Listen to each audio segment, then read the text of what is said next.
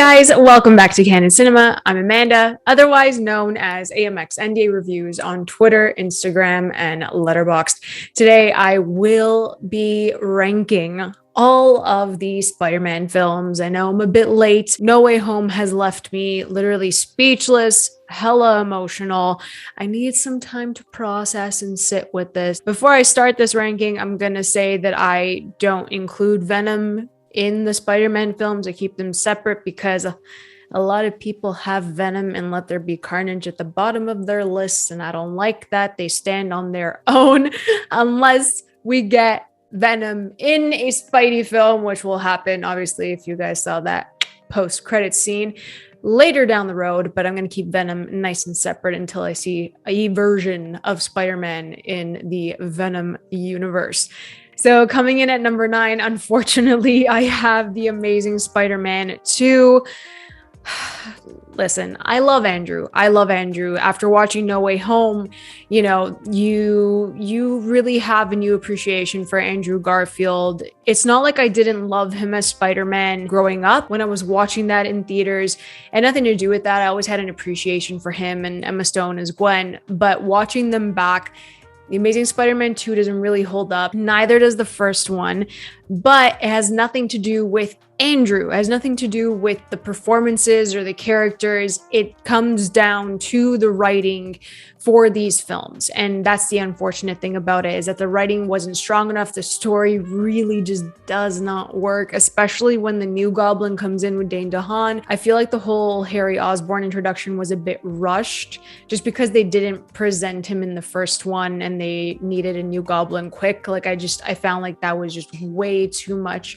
And he was already dealing with Electro, which, you know, Jamie Foxx is great, but again, like the character design for Electro was really bad.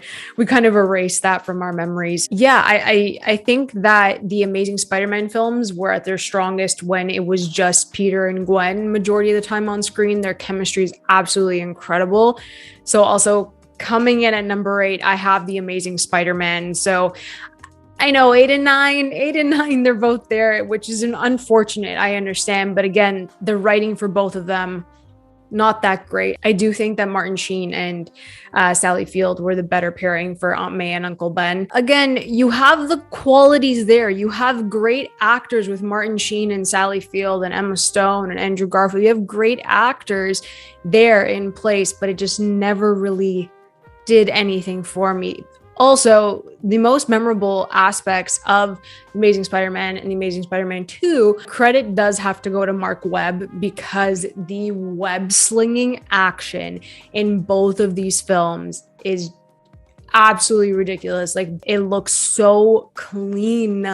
It looks so clean and polished and so very clear that when he's swinging, you actually feel like you're there with him. And we need to remind ourselves that when both of these films came out at the height of 3D. So everything was in 3D. So Mark Webb had that vision and that eye to make certain scenes come right at you. And that's where the amazing web slinging comes from, because you have to think of it in a different way for audiences to enjoy through a different lens. So I think that is why the web slinging and the direction for the action pieces in both of these films were really strong. It's everything else, like the script, that just doesn't sit well with me. Coming in at number 7, I have Spider-Man 3. Yes, I enjoyed Spider-Man 3 more than Mark Webb's films, and that's okay. It was still fun and enjoyable, and also dark, because the symbiote coming in, Venom coming in, Eddie Brock coming in, Gwen Stacy coming in. Like, it was just like a parade of people coming into this third movie. And you had Peter fighting 3 different villains. The bigger, the better. They wanted a, big finale for Peter Parker. And I know a lot of people don't really like MJ throughout the trilogy, but I didn't mind her. It's the way that they used to write women and female leads back in the day. So it isn't the best, but I still found Spider-Man 3 really enjoyable. Coming in at number 6, I don't want to say it, but I have Spider-Man Homecoming. Now, my issue with Spider-Man Homecoming has now been resolved because of No Way Home. But if we do go back to watch Homecoming, the pacing isn't that great. You also have at least, I think, 10 writers on this project. And that's where the tone shifts between the jokes and then the serious moments. And then you shove Tony Stark in there. And I was never really a fan of Tony coming in that case. I understood why they had to do it, but it was just like a mixture of like so many things going on for Peter that you lose Peter Parker. You lose the essence of Peter Parker. Again, No Way Home fixes that. Homecoming is just like starting from pure scratch, which is fine. It's fine. Tom Holland's great, don't get me wrong. It just felt really childish and immature and kiddish. And then I didn't trust John Watts to carry him further, which obviously he did prove me wrong. But Homecoming was okay. Do I go back and watch it? Not as much, because I also think that Vulture was a really weak villain. I love Michael Keaton, but it just did not work for me whatsoever. I didn't like him as Vulture. The writing for Vulture was really weak. Again, so Tony Stark stuff, like I just not a fan of it.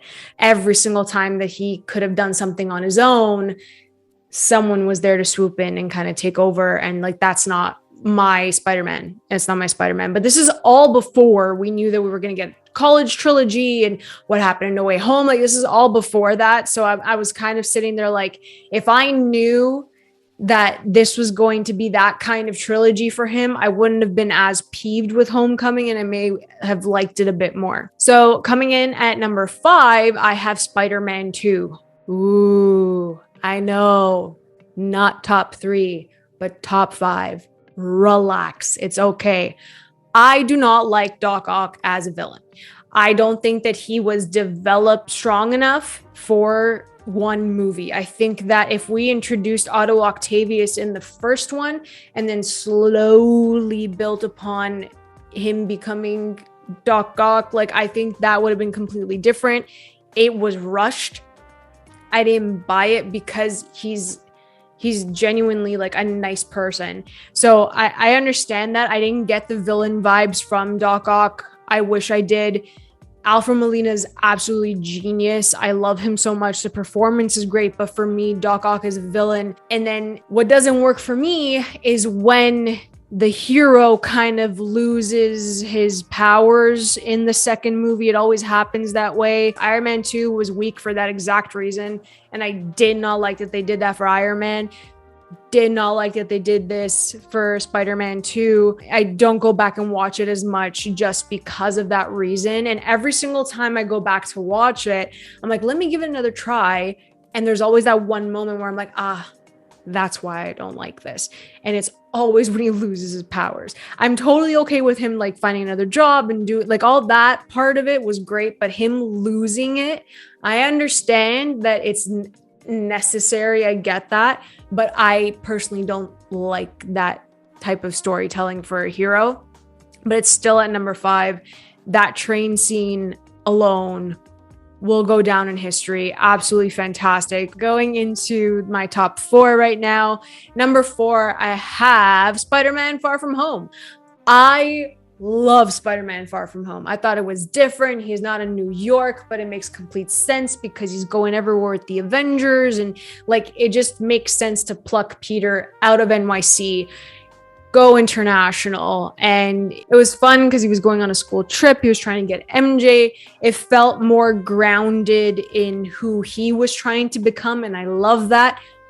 But again, in this one, which I was still peeved, a little less than what we got in Homecoming, you still had like a powerhouse of Jake Gyllenhaal's Mysterio power overpowering him. So again, it was more of like Nick Fury talking down to him, Mysterio, obviously what he does in this movie, which I thought the special effects were fantastic. The VFX, just like so good. One of my favorite sequences is when Mysterio locks him in with the drones. He has to use his Peter Tingle, and it's so good. When he calls for Happy at the end, like near the end of it, I just felt like that was the moment where he breaks down and kind of like, I'll never be Iron Man. We don't need you to be Iron Man. We need you to be Spidey. And like, that's what clicked. And that's what clicked for me, that I was hoping going into No Way Home that it would change a bit for me. And it totally did. But Far From Home is one of the funniest movies. It is just a freaking blast from beginning to end. I love Far From Home, and whenever it's on, I'll watch it. I'll put it on. It's like a comfort film for me. Coming in at number 3, I have Into the Spider-Verse. Now, my top 3 are kind of interchangeable depending on how I'm feeling, but right now, Into the Spider-Verse is sitting at a 3. Sony Pictures Animation Studio did a phenomenal job bringing this story to life and kind of explaining the multiverse to us with Miles Morales as the lead. Finally, we have someone else. We know Peter Parker's story. It's okay. We know Peter Parker's story. Give me Miles, give me Spider-Gwen, whoever else you want to throw in here, that's perfect. But having Miles front and center was so important. It was a fresh story for me and a fresh story for so many others. What they did with Into the Spider-Verse is that we all know Peter Parker. We know the different versions of Peter Parker. So it was like rapid fire with explaining who he was.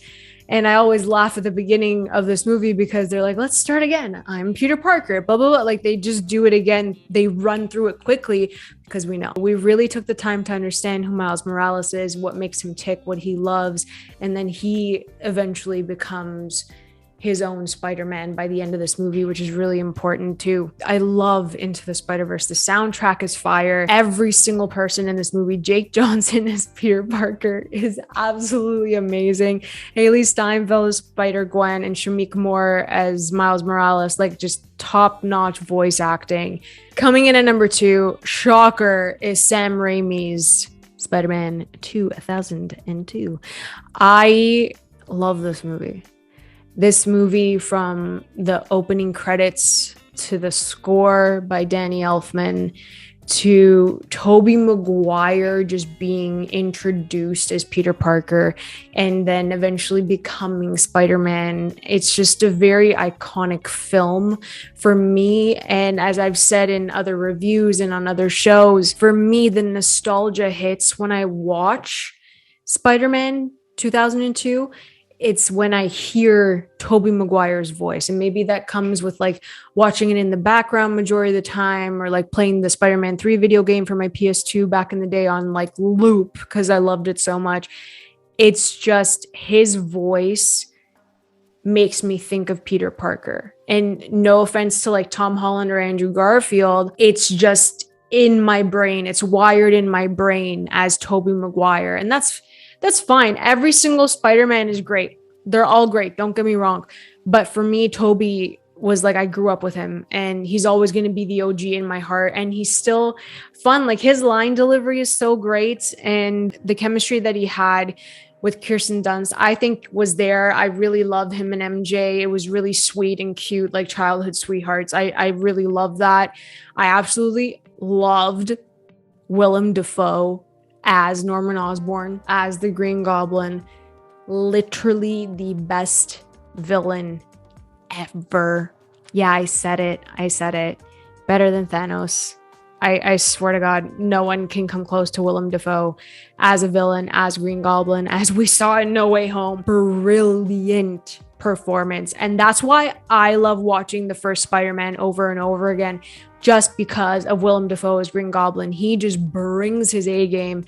And you can tell that he just has so much fun playing him. You could really tell every single thing about the first Spider-Man just makes Spider-Man. It's just iconic and I love it so much. Coming in at number 1, I have obviously Spider-Man No Way Home. 2 decades worth of Spider-Man content. Mashed it together beautifully. Like this script was so well done and it was structured incredibly well to bring these villains in, to bring all 3 Spider-Man together. Like it was just so well done. Very simple and straightforward in explaining the multiverse and everything that Doctor Strange had to do. and what Peter Parker had to do. And this is the first time where I felt that no one was talking down to Peter, like he was making his own decisions.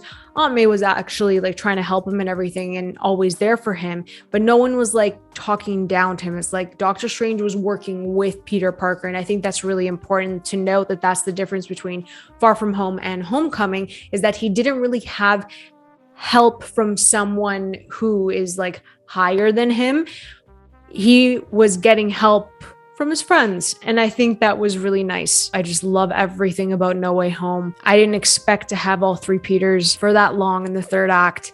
It's beautiful. Spider-Man No Way Home is like the definitive Spider-Man movie, not because you had three Spider-Men, not because you had six villains. It's because of what all of this, everything that happens in the story, everything that happens to him, Aunt May dying, saying the line, the Green Goblin literally beating the living out of him in order to become a man, in order to become Spidey and to feel all of that. That's the definitive Spider-Man movie. Everything that we've all wanted from Homecoming to Far From Home, for him to become his own person, that is what happened in No Way Home. I have no issues with No Way Home whatsoever. So that's how I would rank my Spider-Man films. I love the character so much.